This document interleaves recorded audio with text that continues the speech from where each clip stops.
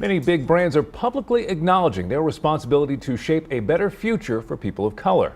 And today, we look at the evolution of a popular household name, making it possible for children to hold the hope for a brighter future tomorrow in the palm of their hands. Clark Finney has tonight's Together We Rise.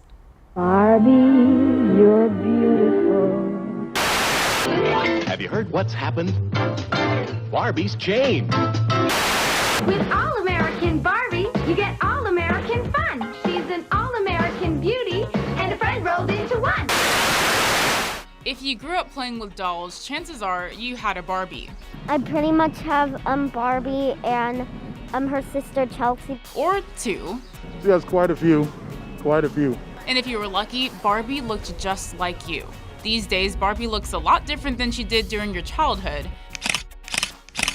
And even vintage pop-ups that are bringing generations of Barbie lovers together are a reminder of the evolution. She had a set of 5 Barbies that came with the Barbie truck, and they were all different sizes, shades, ethnicities, and also body types. But you may not notice the deeper impact of why these changes matter unless your name is Dr. Dorinda Roll. Actually, I did not. I did not grow up playing with Barbies. Are you kidding? But she did have other dolls. Growing up, all of my dolls were white dolls. I remember real vividly having a chatty Kathy doll, with it being a white doll. The hair was different in a style that I could never get my hair in.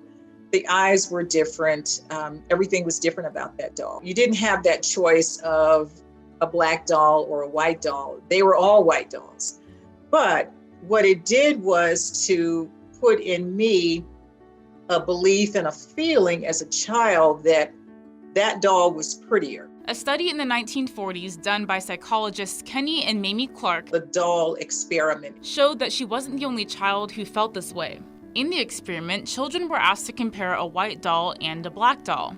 Even the black children said the black doll was the ugly doll.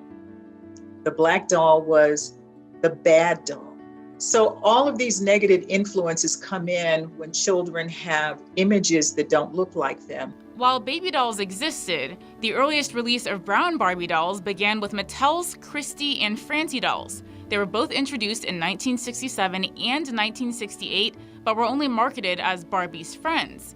The original black Barbie debuted in 1980. This is 21 years after the original white fashion Barbie made her New York City debut. But calls for diversity grew on, and Barbie and Mattel responded. If there is a way to make money in response to the market, they will do that. They created more diverse options because that's money you're leaving on the table for a competitor to come in and to create another doll. And now Barbie is available in more than 20 different skin tones, with dolls based off of real-world scientists and artists of color. In a statement on Barbie's main website, the brand acknowledges that while great strides have been made in its product and content over the past few years, there is more to be done. From the looks of it, since June of 2020, they have done more. Today, the love of Barbie dolls lives on in the little hands that hold them and the larger hands that hold theirs. I'm going to play with my Barbie. The Land of Opportunity has the responsibility to create a world where kids of all shapes, shades, and sizes can dream, and every opportunity that's taken to learn from a dimmer yesterday leads to new possibilities for a brighter tomorrow. Clark Finney, KENS 5 Eyewitness News. For more stories in our Together We Rise series, visit kens5.com/rise.